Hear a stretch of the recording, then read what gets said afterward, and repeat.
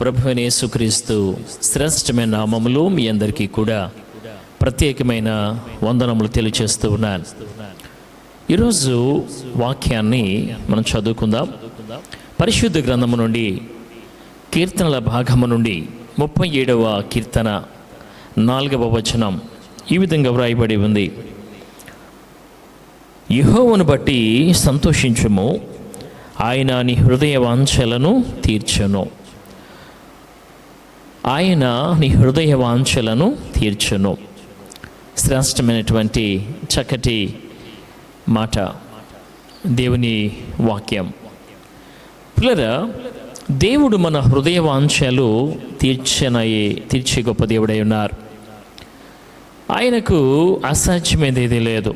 అయితే ఎప్పుడు ఏది చేయాలో దేవుడు ఆయన తన చిత్తాన్ని బట్టి జరిగిస్తాడనేది ఎప్పుడు మనం జ్ఞాపం చేసుకోవాలి. బైబిల్లో చాలామంది భక్తులు ఉన్నారు. వారి యొక్క అవసరతల్లో, సమస్యల్లో, వారి ఇబ్బందుల్లో వారు దేవుని సన్నిధికి వచ్చినప్పుడు దేవుడు వారి యొక్క కోరికల్ని లేక వారి పట్ల కార్యాలని జరిగించి వారిని తృప్తిపరిచి పంపించినటువంటి సందర్భాలు చాలా ఉన్నాయి. అయితే పిల్లరా, కొన్నిసార్లు కార్యాలు వెంటనే జరగవు, మనందరికీ తెలిసిన విషయమే. అయితే ఒక వ్యక్తిని మీ ముందుగా తీసుకురాబోతూ ఉన్నాను. ఈ సమయంలో పరిశుద్ధ గ్రంథములో నుంచి సమూయేలు మొదటి గ్రంథము 1వ అధ్యాయంలో హన్నా మనకు కనిపిస్తూ ఉంది. తన కుటుంబం మనకు కనిపిస్తూ ఉంది. ఆ కుటుంబంలో పరిస్థితులను కూడా మనం చూస్తూనే ఉన్నాం. హన్నా జీవితంలో ఉన్నటువంటి లోటు, కొరత, లేమి మనకు తెలిసిందే. హన్నా అనగా దయగలది అని అర్థం పిల్లరా.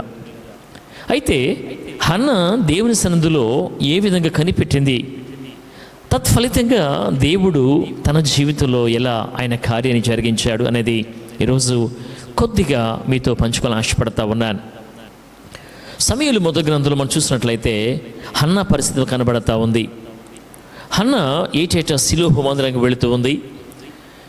దేవుని సన్నిధిలో ప్రార్థన చేస్తూ ఉంది. ఒకానొక సందర్భంలో ఆమె ప్రభు సన్నిధిలో కనిపెడుతూ ఉన్న సమయంలో ఆ వాక్యం చెబుతాను. సమూయేలు మొదటి గ్రంథము 1వ అధ్యాయంలో మనం చూసినట్లయితే పిల్లరా 15వ వచనం లాస్ట్ లైన్లో మనం చూస్తూ ఉన్నాం. నా ఆత్మను యెహోవా సన్నిధిని కుమ్మరించుకొనుచున్నాను. నా ఆత్మను యెహోవా సన్నిధిని కుమ్మరించుకొనుచున్నాను. But have poured out my soul before the lord. దేవుని సన్నిధిలో నా హృదయాన్ని కుమ్మరిస్తూ ఉన్నాను. ఏమైంది ఆమెకు వచ్చిన కష్టం ఏమిటి అని మనం చూస్తుంటే, తన జీవితంలో వివాహం జరిగిన అనేక సంవత్సరాలైనా సంతానం లేకపోవడమే. గమనించండి పిల్లరా, ఏదైనా కార్యం మన జీవితంలో జరగాలి అని అంటే దేవునితో మన యొక్క వైఖరి, విధానము లేక దేవుని పట్ల మనం చూపించే విశ్వాసం ఎలా ఉండాలో ఒక 5-6 పాయింట్స్ చిన్నగా ఉన్నాయి, నేను చెప్పి ముగిస్తాను. మొట్టమొదటి మనం చూసినట్లయితే హన్నా దేవునితో లేక ఆమెకు దేవునితో సరైన సంబంధం ఉంది. ఈరోజు దేవునితో నీకు ఎటువంటి సంబంధం ఉంది, లేక దేవునితో నీ సహవాసం ఎలా ఉంది? ప్రియ స్నేహితుడా, సహోదరి, సహోదరుడా, ప్రియ సంఘం, ఆలోచన చేద్దాం. హన్నాకు దేవునితో సరైన సంబంధం ఉంది కనుక ఆమె విశ్వాసంతో ప్రభు పాదాల చెంతకు వెళ్ళిపోయింది. దేవునితో సరైన సంబంధం మనం కలిగి ఉండాలి. ఎందుకంటే ఆయన శక్తి కలిగిన వాడు, ఆయనకు అసాధ్యమైంది లేదు, తప్పకుండా కార్యాన్ని చేస్తాడు. అయితే దేవునితో మనకున్న సంబంధం సరిగా ఉండాలి. హన్నా ఒక సరైనటువంటి సంబంధం దేవునితో ఆమె కలిగి ఉంది కనుకనే తన జీవితంలో కార్యాన్ని చూడగలుగుతుంది. రెండవది ఏంటంటే ఆమెలో గొప్ప భారం ఉంది. ఆమెలో గొప్ప భారం ఉంది. పిల్లరా, మన జీవితాల్లో అటువంటి భారం కలిగి మనం ఉండాలి. భారంతో ప్రార్థన చేయాలి.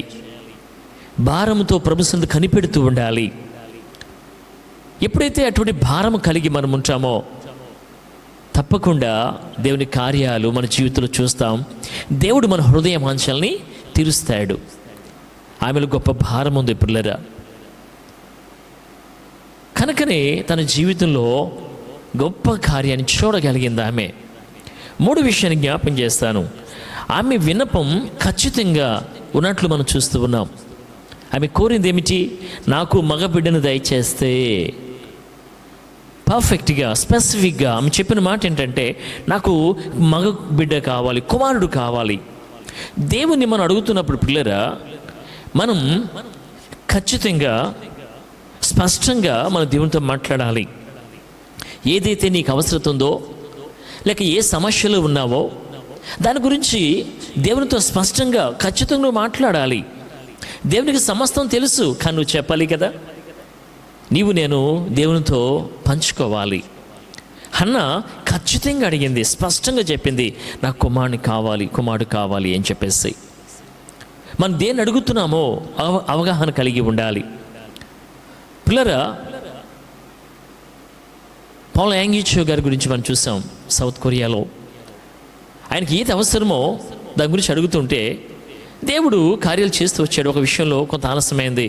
నాయనా, ఇన్ని కార్యాల పట్ల జరిగించావు కదా, మరి ఎందుకు ఈ కార్యం చేయట్లేదంటే, నా కుమారుడు పాల్, నువ్వు అడిగావు, అయితే నువ్వు అడిగిన దాంట్లో ఆ కార్ విషయంలో ఆ ఏ కంపెనీ, ఏ కలర్, ఎన్ని సీట్లు ఉండాలి, ఎటువంటి టైర్స్ ఉండాలి అంటే, దేవునితో మనం మాట్లాడుతున్నప్పుడు స్పష్టంగా మాట్లాడితే, ఖచ్చితంగా మనం మాట్లాడితే దేవుడు ఖచ్చితంగా కార్యాన్ని చేస్తాడు. ఇక్కడ హన్నా మగబిడ్డ కావాలని చెప్పేసింది. మనం కూడా దేవుని అడుగుతున్నప్పుడు మన అవసరం ఏంటో ఖచ్చితంగా మన దేవుని అడిగే వరంగా, స్పష్టంగా ప్రభుత్వం చెప్పే వరంగా మనము ఉండాలి పిల్లరా. ఇక నేను 4 విషయం చెప్తాను. దేవునికి లేక దేవుడు ఏదైనా ఇస్తే అది మన స్వార్థానికి కాకుండా దేవుని మహిమ కొరకు వాడాలి. హన్నా తన జీవితంలో, నీవు నాకు కుమారుని ఇస్తే పాలు విడిచిన తర్వాత ఆ బిడ్డను మరలా నీకు ఇచ్చేస్తానయ్యా. చూసారా, వాట్ గ్రేట్ డెడికేషన్, అద్భుతమైనటువంటి ఇక్కడ మనము సమర్పణ చూస్తూ ఉన్నాం. గమనించండి, దేవుని నుండి మనం ఏదైనా పొందితే మనము తిరిగి నేను దేవుని నీకు ఇస్తానయ్యా ఒక సమర్పణతో, కృతజ్ఞత భావంతో మనం ఉండాలి. అబ్రహామును కూడా మనం చూస్తూ ఉన్నాం. 22వ అధ్యాయంలో ఆదికాండంలో చూస్తూ ఉంటే 75 సంవత్సరాల దేవుడు వాగ్దానం ఇచ్చాడు, 100వ సంవత్సరాల దేవుడు కుమారుని ఇచ్చాడు. మెసొపొటేమియాలో మహిమగల దేవునిగా తనతో ప్రత్యక్షపరుచుకుని అబ్రహామునికి వాగ్దానం ఇచ్చాడు. 25 సంవత్సరాలు వేచి ఉన్నాడు. దేవుడు కుమారుని ఇచ్చాడు. తర్వాత అదే కుమారుని తిరిగి దేవుడు అడుగుతూ ఉంటే అబ్రహాము ఏమాత్రం జడియలేదు, బెదరలేదు, బాధపడలేదు. అలాగే హన్నా అంటుంది, నీవు నాకు కుమారుని దయచేస్తే తిరిగి ఆ బిడ్డని మరలా నీకు ఇచ్చేస్తాను. మరి దేవుడు మన జీవితాల్లో ఎన్నో మేలు దయచేశాడు, ఎన్నో కార్యాలు చేశాడు. మరి దేవునికి మనం ఏమి ఇస్తున్నాం? ఏ విధంగా దేవునికి కృతజ్ఞత సమర్పణతో మనము దేవుని పట్ల జీవిస్తున్నామో ఆలోచన చేయాలి. ఇక 5 విషయాన్ని నేను జ్ఞాపం చేస్తాను. ఆమెలో సంపూర్ణ నమ్మకం ఉంది, దేవునికి ఇస్తాడు అన్న గొప్ప నమ్మకంతో ఆమె కనిపెడుతూ ఉంది. మన జీవితంలో నమ్మకం ఉండాలి పిల్లరా. దేవుని ఎదుకు వచ్చేవాడైనా ఉన్నాడనియు తను వెదకు వారికి ఫలము దయచేయబడని నమ్మవలను కదా. నమ్మాలి, విశ్వాసంతో కనిపెడుతూ నమ్మకంతో మనం ప్రభు సన్నిధిలో ఉంటే తప్పకుండా కార్యాన్ని చూస్తామనే విషయాన్ని జ్ఞాపం చేసుకోవాలి. దేవునితో ఒక మంచి సంబంధం ఆమెకు ఉంది, ఆమెలో గొప్ప భారం ఉంది. 3వది మనం తీసుకుంటే ఆమె విన్నపం ఖచ్చితంగా స్పష్టంగా కనబడతా ఉంది. 4వది దేవుడు ఏదనిస్తే దానికి తిరిగి సమర్పించడానికి, ఇవ్వడానికి ఇష్టపడతా ఉంది. 5వది ఆమెలో గొప్ప నమ్మకం ఉంది. 6 విషయాన్ని జ్ఞాపం చేస్తాను. ఆమె 6 విషయం ఏంటంటే, ప్రార్థన వచ్చినప్పుడు, అంటే కార్యం జరిగినప్పుడు ఆమె కృతజ్ఞత చూపించింది. చాలామంది జీవితాల్లో కృతజ్ఞత లేని వారుగా ఉంటారు. దేవుని సన్నిధికి వస్తారు, కార్యాలు జరిగిన పిదప వారు వెళ్ళిపోతారు, తిరిగి వచ్చి కృతజ్ఞత చూపించలేరు. మనకు 10 మంది కుష్ఠరోగులు తెలుసు కదా. 10 మంది కుష్ఠరోగులు పరిస్థితి మనకు తెలుసు. అడిగారు, ఆయన మీరు వెళ్ళి యాజకునికి మీరు కనుపరుచుకోండి మీ దేహములు అని చెప్పగానే వారు వెళుతూ ఉండగానే శుద్ధులైపోయారు. కానీ ఒక్కడి తిరిగి వచ్చాడు, సమరయుడు. 10 మంది శుద్ధులేరు కదా, మిగతా 9 ఎక్కడ? ఈరోజు మనం ఎలా ఉన్నాం? దేవుని చేత మేలులు పొందుతూ, ఆశీర్వాదాలు పొందుకుంటూ, దీవించబడుతూ, కృతజ్ఞతతో దేవుని సంధికి తిరిగి రాలేని వారంగా మనం ఉన్నామా? ఆలోచన చేద్దాం పిల్లరా. హన్న కృతజ్ఞతతో కుమారుని తీసుకుని వచ్చింది, దేవుని సంధిలో విడిచిపెట్టింది. ఆమె ఏదైతే చెప్పిందో అది చేసింది, ఏదైతే అడిగిందో దేవుడిచ్చాడో తన యొక్క సాక్ష్యాన్ని కాపాడుకుంది. దేవునితో ఒక మంచి సంబంధం మనం కలిగి ఉండాలి. గొప్ప భారంతో ప్రభు సన్నిధిలో కనిపెడుతూ ఉండాలి. పిల్లరా, దేవుడు మనకి ఏది ఇస్తే తిరిగి ఇవ్వడానికి మనం సమర్పణ కలిగి ఉండాలి. ఆలోచన చేద్దాం. ఈ విధంగా మనము నమ్మకంతో, కృతజ్ఞతతో జీవిస్తే తప్పకుండా దేవుడి కార్యాన్ని చేస్తాడు. ఆమె తన హృదయాన్ని ఆయన సన్నిధిలో క్రమరిస్తూ ఉంది. అటువంటి అనుభవాలు మన జీవితంలో ఉండాలి. ప్రజల యొద్దకు వెళ్ళడం, లోకంలో వెతకడం, మనుషుల వైపు చూడడం కాదు, కానీ హన్నా వలె విశ్వాసంతో, భారముతో ప్రభు వైపు చూడగలిగితే తప్పకుండా దేవుని హృదయ వాంఛను తీరుస్తాడు. ఆయన చెప్పాడు కదా, ఆయన్ని హృదయ వాంఛలు తీర్చివాడని. హన్నా జీవితంలో ఆయన కార్యాన్ని చేశాడు. సమూయేలు గొప్ప ప్రవక్త, ఆశీర్వదింపబడ్డాడు. మరి మనము మన కుటుంబాల విధంగా ఆశీర్వదింపబడాలన్నా, మన బిడ్డలు ఆశీర్వదింపబడాలన్నా, మనము దేవుని పట్ల ఒక మంచి విశ్వాసం కలిగి ఉన్నప్పుడు, నమ్మకంతో, భారముతో, సమర్పణతో కనిపెడుతూ ఉన్నప్పుడు దేవుడు తప్పకుండా కార్యాన్ని చేస్తాడు.